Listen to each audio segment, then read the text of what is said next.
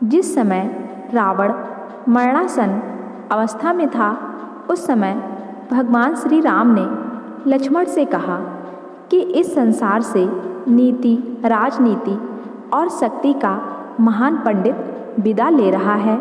तुम उसके पास जाओ और उससे जीवन की कुछ ऐसी शिक्षा ले लो जो और कोई नहीं दे सकता।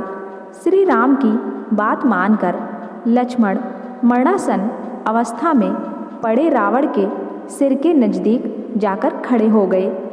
रावण ने कुछ नहीं कहा। लक्ष्मण जी वापस राम जी के पास लौट कर आए।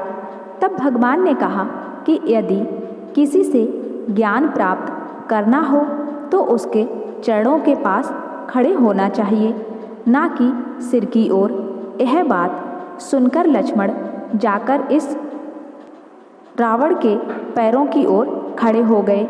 उस समय महापंडित रावण ने लक्ष्मण को 3 बातें बताई जो जीवन में सफलता की कुंजी हैं।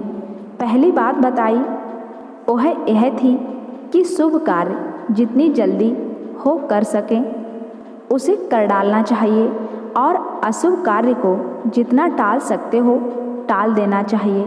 यानी शुभस्य और शीघ्रम मैंने श्री राम को पहचान नहीं सका और उनकी शरण में आने की देरी कर दी, इसी कारण मेरी यह हालत हुई। दूसरी बात यह कि अपने प्रतिद्वंदी, अपने शत्रुओं को कभी अपने से छोटा नहीं समझना चाहिए। मैं यह भूल कर गया।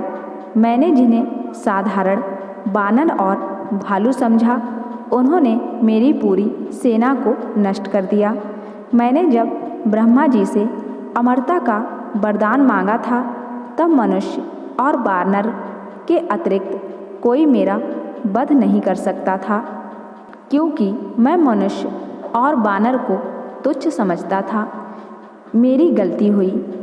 तीसरी बात रावण ने जो बताई वह यह थी कि रावण ने लक्ष्मण को यह बताया कि अपने जीवन का कोई राज हो तो उसे किसी को भी नहीं बताना चाहिए। यहाँ भी मैं चूक गया, क्योंकि विभीषण मेरी मृत्यु का राज जानता था। ये मेरे जीवन की सबसे बड़ी गलती थी।